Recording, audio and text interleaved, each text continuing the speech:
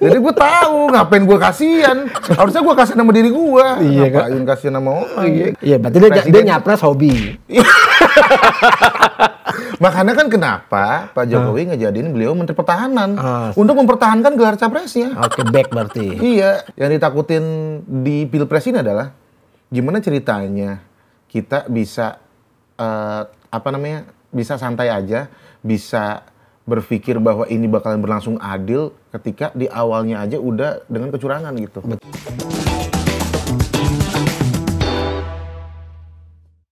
Oke guys, jumpa lagi di Open Your Mind. Nah, kali ini saya mau ngobrol-ngobrol bareng orang yang sebenarnya males saya ajak ngobrol sih. Tapi kayaknya kalau nggak ketemu dia nggak ngobrol nggak afdol nih hari ini. Juragan Kekaisaran Depok. Nah, mah obrolan off air disambung. Lu sendiri yang bilang kan Depok tuh punya kekaisaran sendiri. Iya, dia kan bukan NKRI tadinya. Sekarang udah. Kayak ini kita ada Mamet. Mamet ABG Labil. Gitu nggak sih nama lu? Iya, sebenarnya itu gara-gara kesalahan gua sih. Itu kan nama Twitter tadinya, tapi kan dulu kan stand up tuh dipanggilnya pakai nama Twitter. Ini Rahmat Ababil gitu. Oke, Matt. Ini kan lu nggak bikin konten nangis-nangis? Apanya? Gue nggak kasihan. Kalau yang nangis-nangis itu pada kasihan, kalau gue kan nggak kasihan. Yang nangis-nangis kan Gen Z itu. Oh iya. Yang tahun 98 belum lahir. Iya. Kalau gue kan udah lahir. Jadi gue tahu ngapain gue kasihan. Harusnya gue kasihan sama diri gue. Iya, ngapain kasihan sama orang. Iya. Lu kenapa kasihan sama diri lo? Apanya? Kenapa lu kasihan sama diri lo? Ya kasihan aja deh, gue mau marry tapi catering belum dibayar. Lebih kasihan gue kayaknya daripada mikirin orang. Iya, gue bingung aja tuh. Kok gue ngeliat TikTok timeline gue tuh kok isinya orang nangis. Dan cewek semua. Iya, ngapain tuh? Salah briefing apa gimana? Bukan salah, itu justru briefingnya bagus. Oh, bagus. Cuma terlalu ketaker nanti. Maksudnya kalau pengen bikin gimmick tuh harusnya ya gak ketebak gitu. Iya. Harusnya kasih briefing itu jangan briefing ide konten, tapi briefing premis. Oh. Iya, ini kita sedih. Nah, iya. Jangan kita nangis. Itu mah langsung to the point nyuruhnya. Dibikin challenge segala lah gitu kan. Iya, mana ada yang nandein akhirnya pakai aqua, maksudnya kayaknya gue 3 hari 3 malam juga nggak bakalan sampai sebotol aqua gitu, udah nangisnya dah kayaknya ya udah keburu kering. Enggak, karena gue bingung juga sih sebenarnya yang mereka tangis itu apanya? Karena katanya menyerang personal. Lah yang dibilang yang personalnya mananya tuh? Yang personal itu yang ini yang data-data Menteri Pertahanan. Data tanahnya di mana? Tanahnya di mana? 340.000 hektar itu. Iya. Kan dia pejabat publik, bro. Nah, sebenarnya dengan bilang gemoy, itu nyerang personal tahu. Gemoy itu body shaming tahu. Betul. Ya kan? Gemis melohoy apa kalau nggak salah. Gemoy itu ngomong gemoy aja sebenarnya itu body shaming loh. Itu nyerang personal. Melehoy. Iya, itu sebenarnya nyerang personal. Iya. Kalau misalnya mereka emang nangisnya karena nyerang personal ya. Tapi kan emang celahnya banyak, jadi gimana dong? Nah, kalau menurut gue kan gini, kalau soal data dia punya tanah sekian, ya dia kan pejabat publik ya, apalagi harta yang nggak wajar lah dimiliki orang-orang umum ya, wajib dong diketahui. Dan kalau menurut gue kan itu bukan hal yang baru juga. 2019 Jokowi ngomongnya sama, ngapa jadi sekarang itu personal. Yang lainnya soal alutsista segala macam kan semuanya memang kebijakan yang disita. Iya, sebenarnya kan kalau kata Pak Mahfud kan bukan yang ditanya bukan strategi perang atau intelijen negara. Betul. Yang ditanya itu anggaran yang emang duitnya dari rakyat harus tahu dong. Dan anggaran itu ada tanggung jawabnya ke publik loh. Ya iya, itu makanya kan yang diomongin Anies sama Ganjar kan itu anggarannya kemana? Lu punya duit sampai 700 triliun itu kok kenapa cuma dapat pesawat apa tuh Falcon 78 doang, 2 pesawat doang dong. Dia tuh kalau selama Prabowo jabat nih 4 tahun lebih nih, itu dia cuma ada 3 barang yang datang tuh. Yang pertama Bismaster tuh cuma ini aja, jadi bis pengangkut personil. Nah, itu juga bekas dan hibah. Oh. Nah yang kedua pesawat Falcon 7 sama Falcon 8. Dan itu juga bukan pesawat tempur. Pesawat apa? Itu pesawat VVIP buat ngangkut jenderal-jenderal kali itu. Oh. Dan itu doang. Perang. Nah, sisanya, jadi kalau kita lihat nih, dari 100% yang ada, ini 87% itu dipesennya, dibelinya nih zaman sebelumnya nih, zaman Ria Mizar Yakudu, zamannya Pak Purnomo Yudhistoro, dulu itu sebelumnya itu. Nah, zamannya Prabowo cuma ini doang. Ya wajar dong kalau orang pada nanya gitu kan, ini anggaran ini dipakai buat apa aja. Karena kan tiap tahun dari 2018 sampai terakhir kemarin tuh naik terus sampai setahun 136 triliun setahun loh. Kalau anggaran sih emang harusnya terbuka. Kalau menurut gua. Tapi kan akhirnya naik lagi tuh video sama yang di sidang DPR.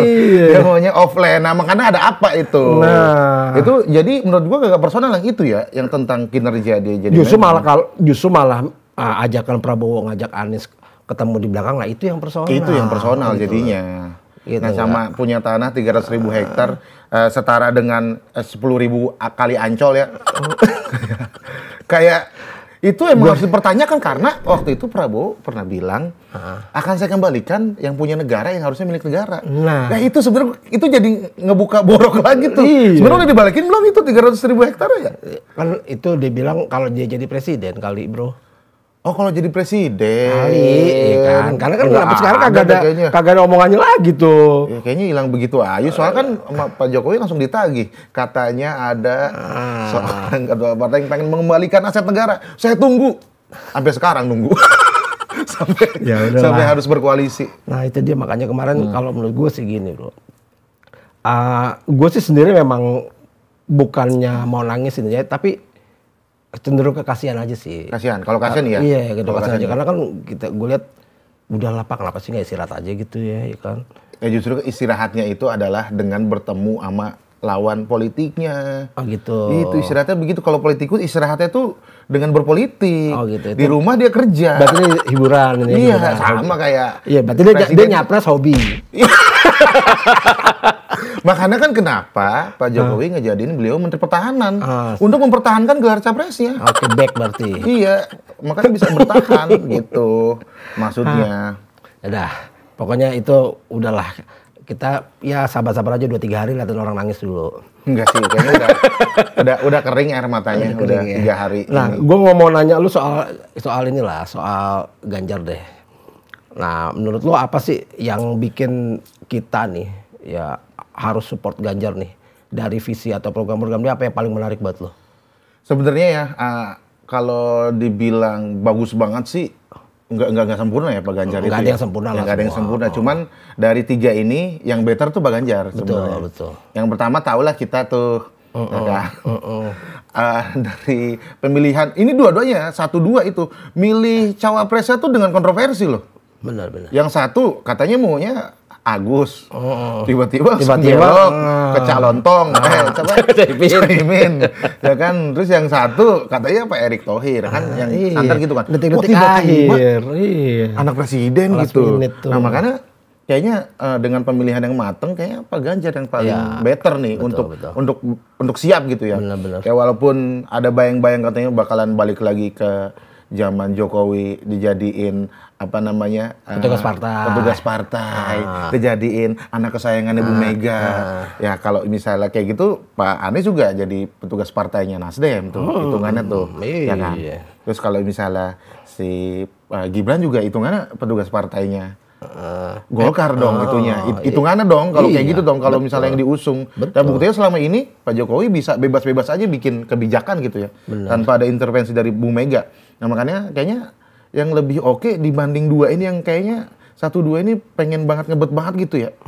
Pengen banget jadi presiden. Kalau Pak Ganjar kan emang dia diusung aja. Iya, dan memang prosesnya udah kelihatan. Iya, prosesnya udah kelihatan dari anggota DPR dulu jadi gubernur, terus jadi capres gitu kelihatan gitu. Kalau kita ngomongin yang lain kayak misalnya 01, misalnya Anies kan di Jakarta aja sebenarnya kan evaluasinya belum kelar. Ya. Gue juga bingung tiba-tiba semuanya hilang tuh evaluasi terakhir tuh.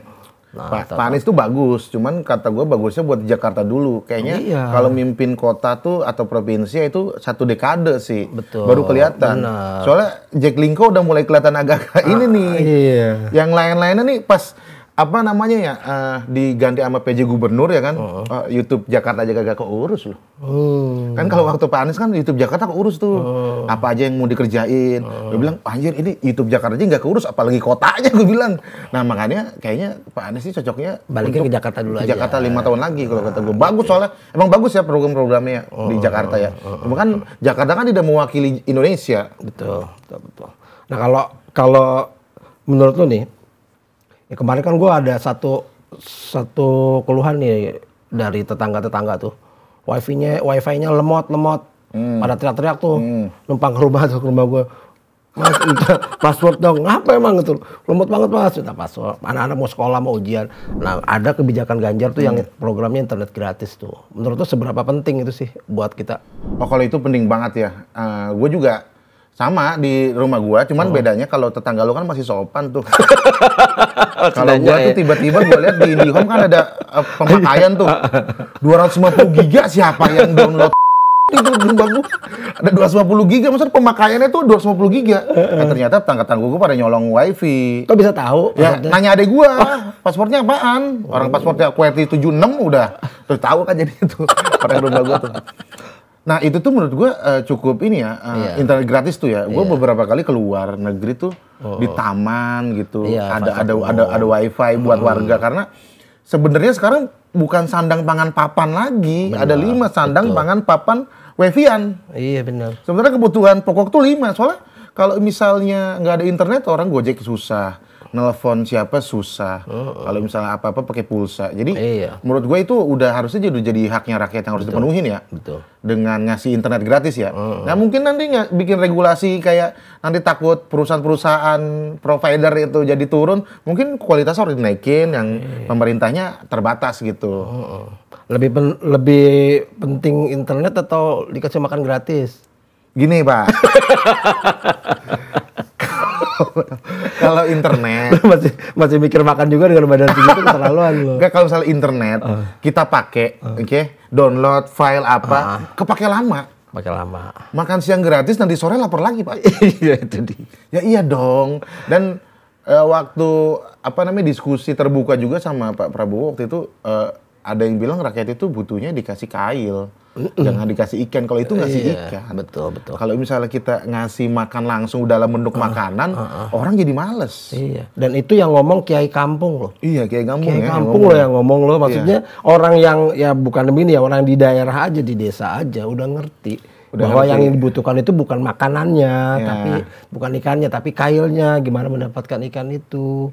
Lu bayangin 450 triliun setahun cuma buat makan doang. 400 triliun ya? Lebih bro, 450 triliun itu setahun hanya untuk makan siang sama susu gratis. Sementara kondisi kita nih, kita belum swasembada beras, masih import banyak dari Thailand juga. Susu apalagi? Nih sapi kita nih bro, nggak sampai 20% dari konsumsi, 15-20% nggak sampai dari konsumsi Indonesia nih. Jadi kan kemarin rame tuh Pak Prabowo katanya mau ngimport 1,5 juta sapi dari India. Lu bayangin ngimportnya lagi kan udah biaya lagi. Nah, kalau dibilang katanya ini kebijakan yang ditunggu nih sama para peternak sapi. Lah sapinya mau didatengin dari luar negeri diimpor.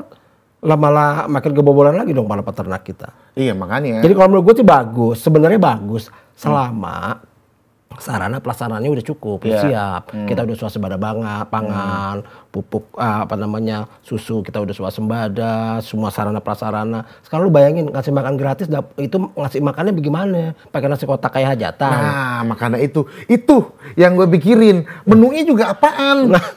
Kalau misalnya emang Indomie telur mah nggak usah kasih makasih yang gratis, itu kasih aja duit 15.000 kan jadi lebih kelihatan gitu berapa ininya pengeluaran untuk dana dan harus 4 set 5 semur atau gimana nih makan siang gratis ini.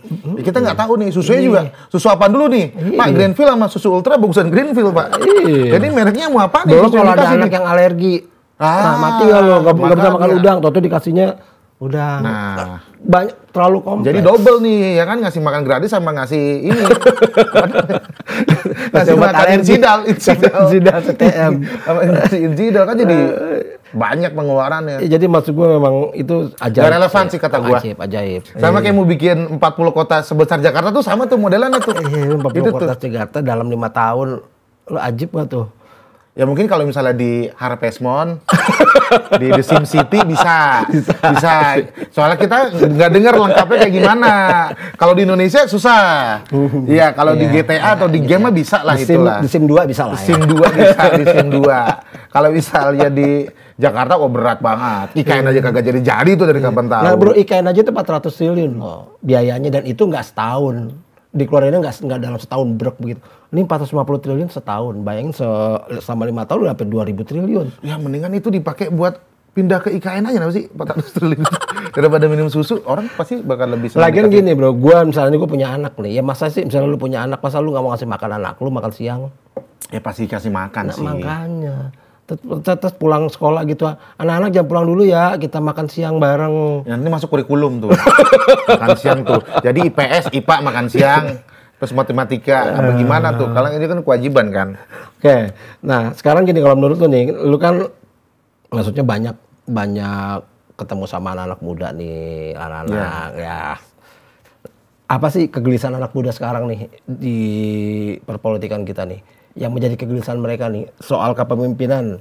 Sebenarnya kegelisahannya itu ketakutan mereka bersuara sih. Yang gue lihat ya, ketakutan mereka bersuara. Yang pas kemarin aktivis HAM aja bisa loh, kena loh, gitu loh. Iya, apalagi ini orang yang pelangak pelongo, terus cuman pengen bersuara aja tentang kondisi negara. Itu yang ditakutin.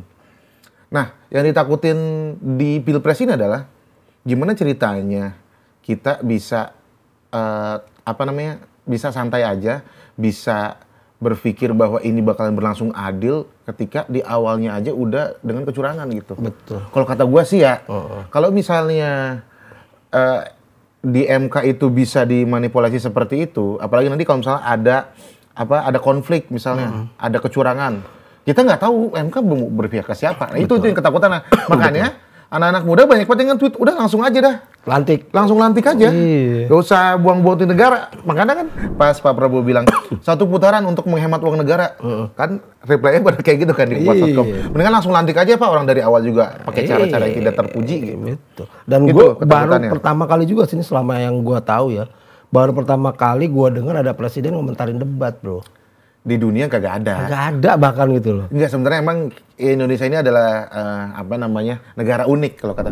Waktu itu pernah makan siang sama Pak Jokowi kan di istana. Oh, iya, gaya banget. Iya, bro, komik bro. Ya. Periode pertama waktu Pak Jokowi masih seru. Soalnya pas periode 2 udah kagak ada waktu tuh untuk ketemu. Gitu. Dulu kan sering ketemu influencer siapa. Periode kedua kayaknya udah sibuk banget. Udah ada planning tersendiri kan. Iya, kirain gua sibuk untuk ngurus negara. Ternyata sibuk ngurus anak pertama. Aduh. Soalnya Solo tolnya udah jadi. Iya. Oh, jadi cepat. Iya, kenapa nggak pindah ke Bandung kan ada kereta cepat. Nah, jadi tadi ngomongin apa?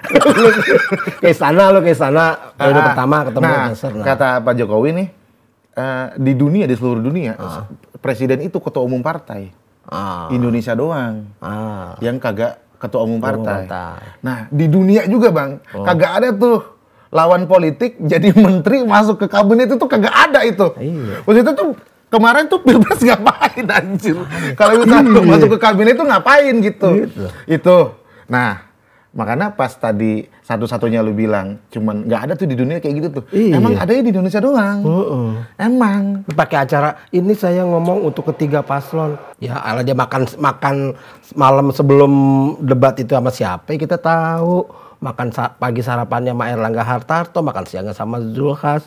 Nah, kita tahu itu di mana. Jadi gua tuh yang bikin gue bingung ya nih sebenarnya. Omongan-omongan pemerintah nih menurut gue ya, dia mikirnya rakyat itu bego apa gimana sih gitu. Itu dia. Kok dia ngerasa kita kayak bego semua ya? Gue ngerasa kayak gue bego sih, kayak dia bilang kita tidak tahu ini keputusan MK, kayak tidak mau intervensi, itu urusannya MK. Lah, kan lu kan bisa bikin tindakan apa gitu. Iya, harus dong. Harus bikin. Apalagi di situ kan ada adik iparnya. Nih, saya tidak mau ikut-ikutan soal Pilpres, tapi kemarin ngomong apa yang diucapin itu biasanya kebalikannya tuh. Gue agak ngerti. Apa dia mikir, pemerintah itu mikir kita bego? Kalaupun emang iya, itu cara ngebegoin orang yang salah kata gue. Dengan terbuka. Iya. Gue jadi gitu bro. Jadi ngeri. Jadi ngerinya apa ya? Iya, gue juga bener sih. Kadang-kadang kita kepikiran, ini gue yang bego atau memang kitanya sengaja dikondisikan semuanya seolah-olah IQ kita di bawah semua gitu kan. Ya emang sih IQ orang Indonesia di bawah lumba-lumba Bang. Gua tahu. Keras di bawah lumba-lumba 70. Kita 65 kalau nggak salah. Ya kita tahu SDM kita rendah. Cuman orang-orang yang SDM-nya tinggi bukan berarti diem juga loh. Betul, betul. Bisa loh mereka bersuara loh. Tinggal nunggu momennya aja nih. Kalau misalnya udah kelewatan banget mungkin baru. Kalau misalnya belum kelewatan ya udahlah, udah biasa lah kayak begitu gitu. Iya, makanya sebenarnya orang-orang kayak lu nih wajib nih Militer. sebelum hiatus. Maksud gue, lu kita wajib lah, paling nggak kasih gambaran ini loh suasana yang sebenarnya kayak gini, kondisi sebenarnya kayak gini. Paling nggak itu bagian dari effort kita supaya masyarakat nggak buta-buta amat. Iya. Cuma kadang-kadang gue keselnya gini, mereka tuh sebenarnya udah ngelihat gamblang, belum segamblang-gamblangnya, terus komennya all in, tapi begitu. Nah makanya ya, gue tuh kadang-kadang suka ini ya, suka ironis sama simpatisan menurut gue. Justru karena kita milih beliau, kita harus kritisi beliau. Betul. Kalau misalnya lu milih beliau, terus beliau menang nih, terus lu kagak bisa mengkritik beliau, apa yang beliau lakukan itu bagus aja, karena lu bagus itu namanya kultus, bro. Iya. Yang kemarin itu berarti kita milih Indonesian Idol.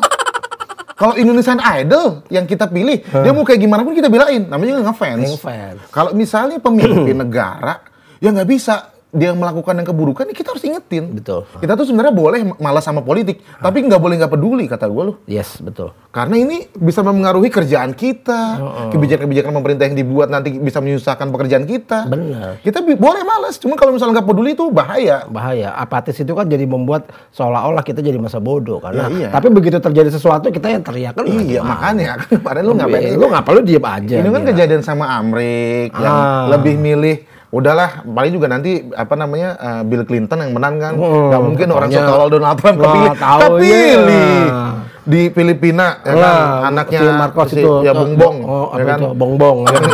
Itu modelnya sama, dia kagak mau ikut debat terbuka, nggak mau. Dia joget-joget juga, bro. Dari KPU-nya juga kagak mau dia. Oh gila loh. Iya, misalnya debat KPU-nya dia kagak mau. Kagak mau juga. Tapi menang. Debat resminya nggak mau. Tapi menang. Lah, tapi kan yang penting kan yang nyoblos. Iya, calonnya apa wakilnya juga kan anak Duterte kan? Ya, anaknya juga anak Duterte juga. Iya.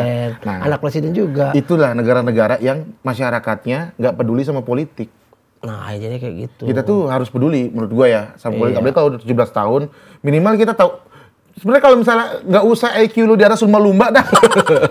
Ini orang walaupun lu stunting lah gitu. Ibaratnya lu stunting nih ya kan. Lu bisa tahu nih, ini yang bener mana yang enggak mana. Iya, bener. Yang dukungannya ini robot isinya, yang AI doang. Iya. Mana, ya kan? Makanya waktu debat yang Cawapres kan terstruktur banget tuh, yang 02 tuh. Orang bilang, anjir. Pak Mahfud sama Pak Caimin lawan AI. Soalnya komanya pas, titiknya pas gitu. Itu jawabannya udah disiapin tuh. Pertanyaannya lain, jawabannya tetap itu. Karena apalannya udah itu. Gitu. Anjir, kenapa 02 kayak suara Google kata. Kayak pakai AI. Nah itu gue tuh kenapa gue di tahun-tahun sebelumnya, walaupun ya gue udah jadi komiknya 2019, gue udah jadi komik hitungannya udah bisa mempengaruhi follower gue kagak ngomong-ngomong. Kalau sekarang gue ngomong karena kenapa? Ya karena ada kecurangan di awal gitu. Kita ngeliat udah gejala awalnya udah tampak jelas banget. Orang juga kalau misalnya nonton bola nih tiba-tiba di depan semua penonton, wasitnya dibayar buat menangin. Malas kalau nonton pertandingannya. Iya. Kalau mau diulang lagi, kalau nggak diwawancara. Baru kita mau nonton. Nah ini orang diem-diem aja. Terus pendukungnya itu kayak nutup mata dari hal-hal yang terjadi kemarin. Gak usah yang terjadi di lampau dah. Itu kan soalnya harus ada sidang yang panjang. Yang kita tahu bakalan nggak keungkap juga. Seperti kasus-kasus yang sebelumnya. Kita tahu lah itu. Ini yang deket-deket aja dulu deh. Nggak usah menutup mata gitu. Kita lihat nih, yang mana yang bener nih. Makanya menurut gue yang bener itu, yang kagak banyak berantem di debat tau. Menurut gue yang benar itu karena nggak ada yang bisa diserang dari dia. Betul. Terus juga nggak ada yang mau dia serang kecuali emang kebijakan-kebijakan yang perlu. Kayak misalnya, Ganjar kagak diajak, bukan nggak diajak. Yang 1-2 bingung menyerang apa. Iya. Kalau kata gue lah 1-2 kenapa berantem? Karena celahnya banyak. Betul. Kalau kata gue ya, celahnya apa sih paling isu-isu itu lagi yang sebenarnya itu tuh udah diklarifikasi sama beliau. Piala Dunia lagi, ya kan? Tapi pas Israel nyerang ke Palestina, ini gimana Indonesia diem aja? Lah, Pak Ganjar nolak itu bagian dari nggak suka sama Israel. Betul. Kemarin lu diem aja, sekarang lu malah nyerocos. Makanya itu. Biasanya gue lihat beberapa kali debat ya, makanya debat ketiga ini kenapa Pak Ganjar MVP menurut gua. Karena Pak Ganjar fokus di kebijakan dia, apa yang mau dia lakuin. 1-2 itu fokus nyari kesalahan 2. Betul. 2 fokus nyari kesalahan 1. Iya. Makanya Pak Ganjar Pranowo kan bilang, mudah-mudahan ini bisa mendinginkan. Dan gue tahu banget di dalam pertandingan triple threat match ya. Triple threat match itu kalau di WWE jadi musuhan semua bertiga. Satu tuh pasti pura-pura jadi temen. Ya. Untuk ini kalahin satu ini lemah, baru nanti kita bisa jodoh-jodohan gitu. Nah biasanya itu tuh dilakuin sama yang dirty. Kan ada dirty, ada clean tuh, ya kan? Apa namanya persona di dalam WWE. Nah Pak Prabowo tuh mencoba seperti itu kemarin. Ya, gue setuju nih. Saya setuju. Sampai 3 kali apa tuh ya? Saya setuju. Banyak setuju dengan Pak Ganjar ya. Dia 3 kali setuju, tapi Pak Ganjar sekalipun nggak ada yang setuju. Kayak, aduh kenapa bertepuk sebelah tangan ya, gue kata ya. Nah, tapi Pak Ganjar tetap konsisten. Enggak, kalau lu salah, mohon maaf nih, gitu. Kalau lu ada yang menurut gue janggal, gue serang gitu. Kan yang ditanya jelas kok itu data indeks Kementerian Pertahanan yang turun semua gitu kan. Ini kenapa turun gitu kan. Padahal anggaran naik. Ya makanya. Saya punya data nggak cukup. Gimana nggak cukup sih 2 menit ngomongin ini loh yang benar sekian persen. Udah. Makanya gue gitu. bingung. Dia seberapa selalu kurang waktu. Tapi 9 kali debat diskusi terbuka nggak pernah datang. Kan itu kan waktu dia untuk menjelaskan kan. Atau mungkin emang nggak punya datanya. Nah. Kampanye juga bro. Sekarang gini kalau gue bilang nih, kan misalnya dia nggak punya waktu di debat nih. Nah ini waktu kampanye ini 75 hari. Lu bisa jelasin tuh segabrak-gabrangnya. Bisa sebentar itu mah. Nah, jadi masalahnya kan bukan soal nggak ada waktunya gitu kan. Emang nggak ada datanya. dan gini maksud gue gini loh. Justru kalau menurut gue yang harus ditangisin kemarin itu adalah bahwa kenyataan kita nggak tahu apa-apa soal Kemenhan. Wah iya. Itu. Ya nggak sih lu? Bahwa gitu yang cewek-cewek itu nangis karena nggak ngerti dah. Ini bagajnya nyerang apa sih? Gitu pasti. Nggak, karena begitu kita tahu, begitu semua nggak bisa dijelaskan dijawab, kita kok Kemenhannya jadi kayak kerajaan sendiri bro. Yang lu bilang jadi kayak kaisar sendiri. Dananya oke lah, misalnya strateginya ini rahasia tapi juga soal anggaran jadi rahasia, semua apa yang ada di dalamnya jadi rahasia lah, ini apaan? Gue jadi bingung gitu kan. Terus apa yang kita ketahui tentang Kementerian Pertahanan nggak ada. Padahal debat kemarin kan temanya pertahanan. Justru gue nyangkanya MBV kayaknya tuh. Iya harusnya. Gue pikir wah nih ininya Pak Prabowo nih. Harusnya nggak ada celah untuk dia diserang ya. Harusnya gini bro, ini gampang tuh sebenarnya. Dia cuma ngomongin teknis aja sebenarnya. Iya sih. Ngomongin artileri gitu ya. Ini loh, kita beli ini. Bingung pasti. Teknologinya ini begini. Kita aja bingung kok pasti. Sama nanya singkatan. Nah, bingung. Orang pasti bingung. Apa? TU apa? Oh nggak tahu. Tank udara. Bisa ada begitu ya. Kita tanya kan tata usaha gitu. Nah jadi maksud gue itu yang harus dilakukan Pak Prabowo sebenarnya sederhana kok. Iya. Dia cuma jabarin masalah teknisnya. Ini loh prestasi Menhan, ini loh senjata kita. Kita akan modernisasi menjadi begini dengan dana sekian. Itu udah cukup buat gue sebenarnya. Dan bikin paslon lain sebenarnya bingung. Iya. Kan paslon lain ke senjata paling tahu AK-47 doang. AK-47 doang. Itu juga karena main point blank. Tapi ternyata di situ tuh malah yang kelihatan kelemahannya justru malah Pak Prabowo menurut gue kelihatan kelemahannya kelihatan banget. Malah berbalik bro. Jadi justru malah kalau menurut gue itu jadi kayak semacam ya ditelanjangi bahwa ternyata Pak Prabowo nggak ngerti apa-apa di kementeriannya dia sendiri. Iya makanya netizen banyak yang bilang itu tuh bukan debat yang ketiga, itu tuh adalah acara roasting Menhan. Itu acara roasting. Karena Pak Ganjar nyerang mempertanyakan, Anies mempertanyakan, ya kan? Kan akhirnya Pak Prabowo balasnya pun bingung. Nah ya gue bingung gini bro, itu sebenarnya dia tahu loh pasti. Nih sebelum debatnya pasti soal alutsista pasti akan ditanyain. Itu pasti tahu deh. Soal food estate pasti akan ditanyain. Nah kira-kira nih waktu makan malam sama Pak Jokowi, lu bisa mikir gak sih kira-kira Pak Jokowi ngasih arahan apaan? Wah lu kalau ditanya soal food estate udah lu bilang aja. Nggak ada data tuh, kalau mau ngomong berdua aja no. Apa kayak gitu? Enggak sih. Apa kayak gitu kan enggak juga kan? Enggak, kayaknya paling nanti pokoknya jangan banyak omon-omon. Omon. Makanya keluar itu. Bukannya sampai kemarin pas yang dia pidato tuh yang lagi viral tuh omon-omon keluar lagi. Itu sebenarnya membuat penulis KBRI nambah kosakata loh. Kosakata iya benar. Iya, omon-omon soalnya. Nah, jadi menurut gua ini udah mulai kelihatan ada intervensi dari menurut gua itu Udah jelas banget. Iya, udah kelihatan memihaknya ya. Menurut gue mudah-mudahan di Pilpres ini yang bener aja deh yang kepilih itu juga bisa berjalan dengan semestinya. Gue sih berharap begitu. Iya. Soalnya ini ngeri banget sih gue ngelihat di 2024 ini. Emang nggak sepanas itu yang di akar rumput nggak sepanas 2019. Iya. Di akar rumput, sampai orang udah dikuburin jenazah dipindahin. Karena di waktu 2019 kan konfliknya banyak ke ini ya, SARA, iya, agama di segala macam. Rakyat akar rumput tuh enggak, tapi di elitnya ngeri nih. Iya benar. Ini 2024 nih elitnya ngeri nih. Karena di sini yang panas nih ya oligarki dan semacam-macamnya yang kita nggak, ya kita akar rumput cuma bisa ngeliatin sih gitu ya kan sebenarnya. Tapi kalau kitanya juga yang orang-orang yang ngerti kayak lu diem juga kan gimana akar rumput bisa ngerti gitu. Jadi harus bicara sih, harus bicara. Ngomong lo gini loh. Filsuf Prancis kan Michael Bachan kan pernah bilang, kejahatan tuh makmur bukan karena nggak ada orang baik, tapi orang baiknya nggak berani ngomong. Yes. Ini kita harus ngomong. Betul. Sama itu juga bro. Kalau misalnya nih kita dapat pemimpin yang baik, yang kompeten, yang baik, ya orang-orang akan ikut juga kan berbuat baik. Iya. Wah pemimpin gue baik, wah ikutan gue bikin baik. Nah kalau kita dapat pemimpin yang jahat, yang masuk ke istana penjahat semua. Iya nggak sih? Masalah 5 tahun itu cukup lama loh. Iya. Untuk bisa ngerusak negara tuh itu waktu yang cukup. Untuk bisa ngerusak negara tuh bro, gila Iya. lu. 5 tahun cukup banget itu. Cukup banget itu. Makanya gue bilang ini serem sih. Menurut gue serem kalau kita semuanya berpikir apatis. Iya. Tapi memang intimidasi segala macam, persekusi, ya kita nggak bisa tutup mata. Belum juga apa namanya intervensi ya kan. Ada loh, ini nggak tahu ya. Jadi ada sih orang yang cerita misalnya, wah alhamdulillah Pak, kenapa suami saya gajinya naik gitu ya.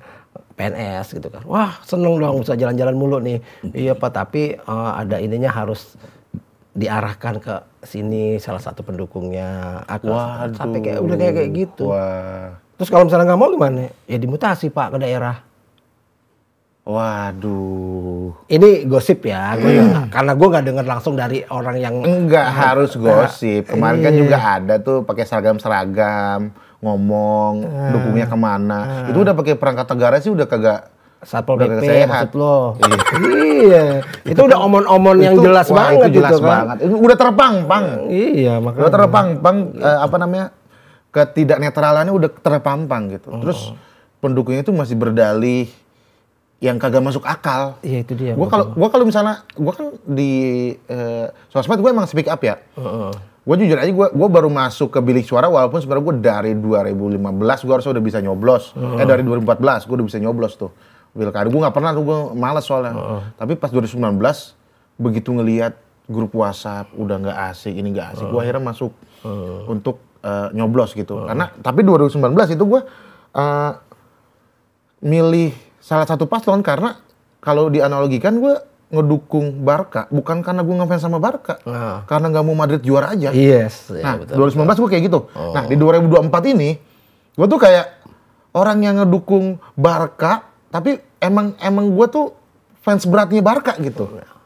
Kalau gue yang sekarang ya, karena ini ngeri nih yang lain-lain ini. Kalau kata gue track recordnya. Betul. Yang satu ada isu waktu dia pilkada itu naikin politik identitas ya. Itu politik identitas ke radikalisme segala macam. Kita harus akuin itu politik identitas gitu. Bahaya banget. Yang satu caranya kayak begitu gitu. Ya mungkin kalau orang yang belajar tahu masa lalu seperti apa, cuman ya walaupun belum tahu pembuktiannya, cuman kan udah banyak yang speak up gitu di media-media. Kita gampang lihat. Beliau tuh masa lalunya seperti ini.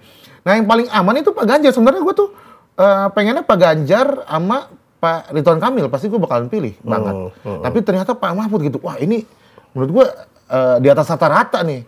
Ibaratnya kalau misalnya di game itu udah overpower kalau kata gue.